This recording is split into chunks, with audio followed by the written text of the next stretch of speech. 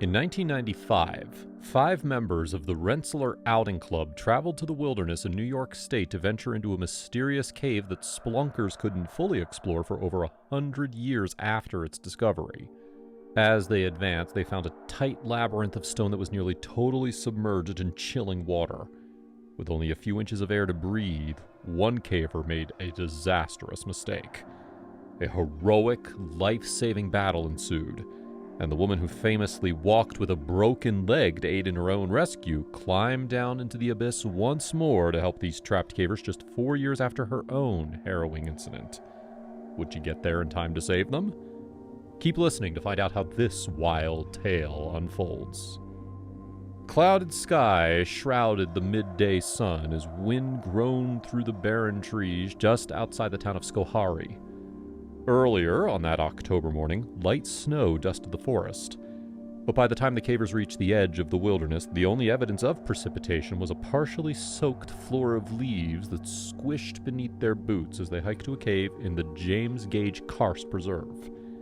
This caving trip was planned by a club at America's oldest technological research university, the Rensselaer Polytechnic Institute. They brought full-body wetsuits to provide an insulating layer in the cold waters of the cave, and they also brought packs with food, water, and 2 backup lights in addition to their main headlamps or handheld lights. The party were no strangers to the outdoors, and even though it was under 50 degrees outside that day, and likely even colder in the shaded tunnels below ground, they felt ready to face the challenges that lay ahead. The members of the group were Eric Kirkner, Sarah Cutler, Thomas Howe, Joe Bailly, and Scott Stepanuk. Scott was likely the leader of the group, having been a lifelong member of the National Speleological Society. Scott was also a canoe racer, which was a skill that could be useful in Ball's Cave, otherwise known as Gage Cave. The cavern is named for its old owner, Simeon Ball, who discovered it in 1831, although some accounts call it Gage after the preserve it's found on today. After a short hike, the group came to a hill in the woods with a rocky outcropping and a crack that slid into the darkness. By the time they reached the cave, it was 6 p.m. and the temperature was dropping. Over the next few hours, the air above ground would plummet to barely above freezing. But they weren't going to let that stop them from exploring the lost passage of Gage Cave. The entrance to Gage Cave is a 75-foot straight drop that free-hangs above the darkness. The group looped their ropes around nearby trees and anchored them to the ground, and began their descent down the wet, mud-covered walls of the cave. Gage Cave now has a rugged ladder that descends to a small divot in the wall where cavers have to transition to a second huge ladder bolted to large wooden reinforcement beams at varying heights, though cavers are expected to tie off at the surface for safety. Near the bottom of the vertical shaft, a small rocky ledge stuck out at around the same area as the hole. Then, after touching boot to stone, the passage took a steep decline for another 30 feet before reaching a second, shorter vertical drop. After completing the second climb in the chilly air of the cave, the group splashed into a slow stream that coursed throughout the whole cave. Their wetsuits protected them at this early stage when the stream started around 4 feet wide and 2 feet deep. But after a decent walk, the stream sinks into 30-foot wide subterranean lakes. Ball's Cave contains at least 14 different underground lakes, and the main water passage extends around 2 miles, with a max depth of around 200 feet below ground. Past cave trips used a small boat to traverse the stream, and this group could have used one of the boats, or they may have brought their own canoe. They may have even swam through the lakes in their wetsuits. But there are no accounts of how they completed this first section of the cave. As they progressed through the winding chambers, they marveled at the limestone walls, uniformly covered in small lines that mark layers of bone and sediment that built up gradually over millennia to form the magnificent structure they were exploring. The air was icy as they crossed the large lakes beyond the entrance. After a long journey, they reached a walking section that went to a room called the amphitheater, which had 100-foot-tall walls and massive speleothems. Advancing further, they used ropes to descend a hole at the end of the next passage. There, the outing club found themselves in the square room, where water trickled down the rocks, forming little steps. Following the slope down brought them to a corner with a small pool and a tiny, almost invisible arch that hung just above the spot where the walls meet with the cloudy water. This spot was the end of the cave for about 100 years. No caver dared explore the tiny river passage until scuba and cave technology advanced enough to protect them as they explored the passage. They weren't the first to go through the Lost Passage in Ball's Cave, but they were among a small group of trailblazers who braved the claustrophobic tunnel. This passage is known as the low airspace section, since that minuscule triangular dome of rock is the only space cavers have for air as they crawl along with frigid water up to their ears throughout the whole passage. The cavers had to practically lay on their backs, moving feet first, almost totally parallel with the floor, with just their necks bent upright to stay out of the water. One by one, they filed into the narrow tube. They were all able to fit, and at the beginning, they could all keep their faces above water. But as they progressed, they ran into an unexpected problem. Each movement created waves, which would be barely noticeable for small groups, but with this fairly large group, each wave crashed into one another, creating higher waves that reached the ceiling, splashing into the cavers, covering their faces, and making it even harder to breathe. The constructive interference of the waves wasn't the only problem they had to face. More people breathing produces more carbon dioxide, which could quickly suck all the oxygenated air out of the room and suffocate them if they moved too slowly or if they got stuck. The splashing waters slowed the lead caver's pace, which caused all the others to bunch up behind them, making the waves even worse and causing everyone to wait in practically ice-cold waters. Their wetsuits weren't designed to block waters this cold for this long. They weren't even out of the passage when they felt the cold begin to sap the life from their limbs. Thankfully, they were able to traverse this section without any major incidents, and after 2 hours below ground, they reached the battle room. They were all varying levels of cold as they exited the low air section, some worse than others. Beyond the low air section, the cave expanded into walkable sections, with long, spiky rock jutting out along the lengths of the chamber to signify old water height marks. Advancing even deeper into the cave, the water got deeper again, but the walls widened, becoming something like a sewage drain that they had to wade through. The bitter waters once again stole more heat from their bodies as they advanced. Further down, some of the rooms were stripped bare of the delicate limestone formations that made them so unique, as landowners broke them down and sold them to collectors and museums. After lamenting the destruction of the cave and completing their goals, the Rensselaer Outing Club turned around to leave Gage Cave behind. Now, to avoid another battle to breathe in the low air section, they decided to enter the waterlogged passage one person at a time to avoid sitting around in the frigid water and to avoid creating too many waves.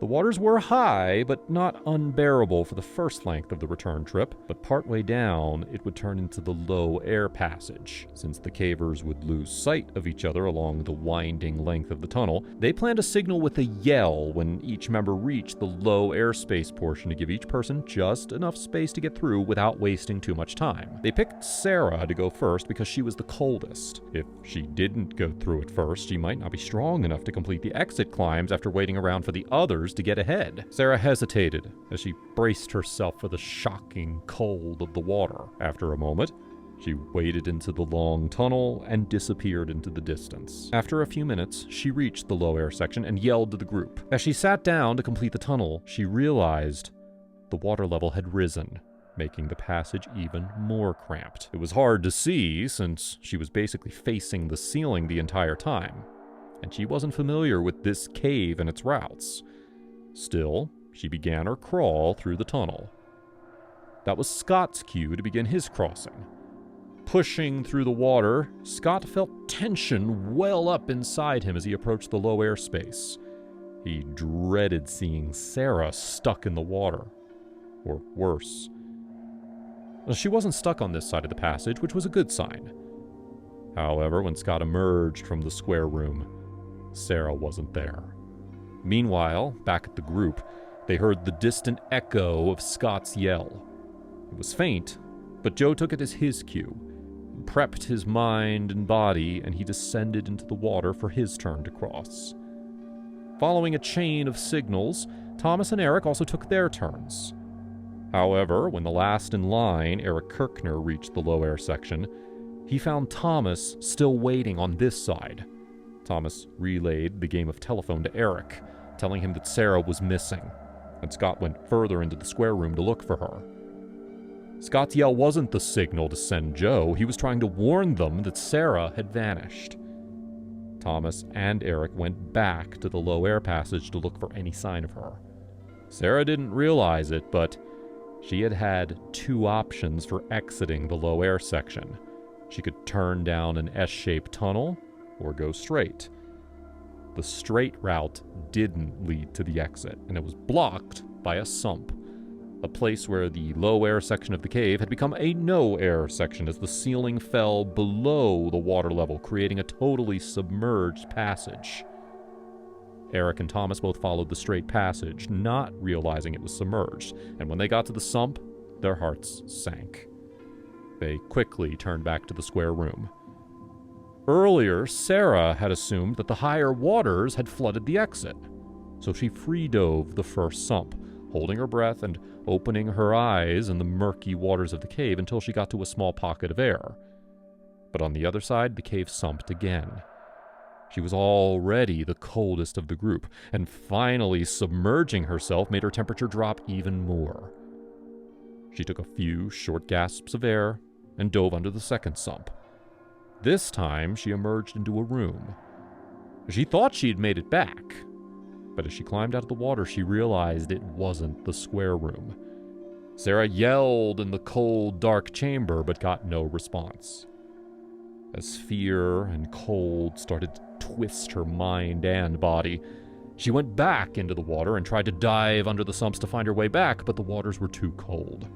Her body was too stiff, and her muscles were shivering and unable to perform the deft maneuvers she needed to survive the flooded sections. She managed to reverse in the tube of rock and return to the unknown room where she would wait, freezing and alone. Around this time, Scott was ending his search and returning to the square room. As he double-checked for any holes or any signs of her, walking away, he heard a cry from Sarah, who attempted contact once more after returning to her trapped room. Scott followed her voice and found that she was in a room below the group, but the passage was blocked by heavy boulders that had broken down from the ceiling ages ago. Eric and Thomas got back to the square room to meet the others, and Scott informed them what had happened. Thomas knew that the route had sumped, but since Sarah got through it and he was comparatively warmer, he volunteered to follow Sarah's route, thinking that together they could find a way to safety. He went back down the S-tunnel, reached the first sump, held his breath, and dove beneath the waters. The first sump was unexpectedly long. He couldn't find the air, so he swam faster, his heart racing as he fought the urge to breathe in the cold, dark waters of James Gage Cave. As his cheeks swelled, trying to hold back a breath, he reached the air pocket. After coughing and gasping in the small pocket of air, Thomas collected himself and dove the second sump. As he surfaced, he found Sarah on a ledge above the water, eating some food to regain some of her strength. Thomas reached her, and the pair discussed the situation. He immediately realized it was too dangerous to go back. They were both stuck in this side room, cold and isolated. After a back-and-forth shouting match through the rubble, Thomas informed the others that they were trapped. Eric, Joe, and Scott debated their options. They didn't want to immediately call for help. Instead, they brainstormed ways to help. They could either dig through the rubble or get scuba gear to help them through the sumps. However, going back for scuba gear would take far too long, and there was no way they could dig through the rubble on their own. After weighing their options, they realized that they had to get help to save Sarah and Thomas. Eric decided to stay in the cave to lend any support he could to the stranded cavers, while Scott and Joe would exit Ball's cave to get help. Joe and Scott flew through the rest of the cave and exited a little over an hour after they left the room. Once above ground, they walked to the nearest house where they could call for help, a house owned by Emily Mobley. The same Emily who, just 4 years prior, aided in her own rescue during a 4-day-long operation after a boulder broke her lower leg in the 1,604-foot-deep, 54-mile-long Lechuguilla cave. After spending a long time trying to figure out Sarah's location and planning what to do, the sun had set, and it was getting late. Scott and Joe knocked on her door, but there was no answer. Meanwhile, back in the cave, Eric rummaged through his pack to find any pieces of metal he could use to hit the rocks and begin digging through the breakdown as fast as he could, splitting the rock and shoveling dirt and gravel out of the way. Through sheer force of will, Eric created a 15-inch triangular hole in breakdown. He made contact with Sarah and Thomas, and they tried to squeeze through the hole, but even Sarah, the lighter of the two, was unable to fit through the hole. Scott and Joe went further into the town and called the sheriff's office. Then they went back to Emily's and continued to try to wake her. By the time an ambulance arrived, Emily had finally woken up to help with the rescue. She suited up and brought a pack with extra clothes, heat packs, and food. While emergency personnel were waiting for cave rescuers, Emily climbed down the ladder and into the cave alone. Living just a stone's throw away from the cave gave Emily an advantage. She knew the Gage cave like the back of her hand, so she quickly got to the square room to aid Sarah and Thomas. Using the hole Eric had dug, she delivered the care packages, and without wasting any time, she knelt down and helped Eric dig in the square room. After the minutes rolled by, Emily got concerned. She only led the charge back into Ball's cave because she thought Scott and Joe were coming back to help dig. But as time dragged on, there was no sight of the others. It turned out the rescue crew and the others had thought Emily was going to come back to the surface after analyzing the situation.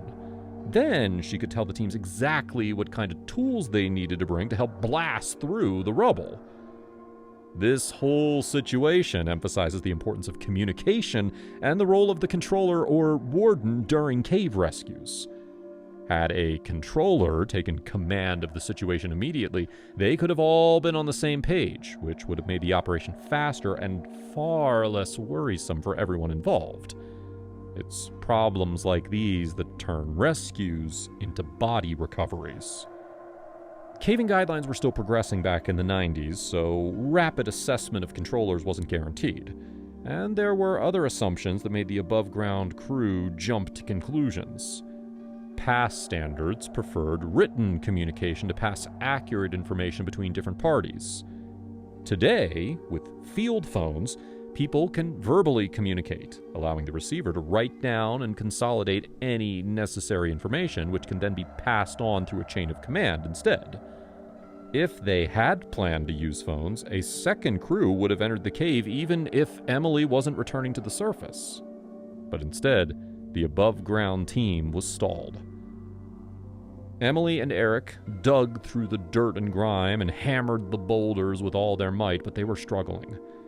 Emily was still tired from only a few hours of sleep, and Eric was cold and exhausted.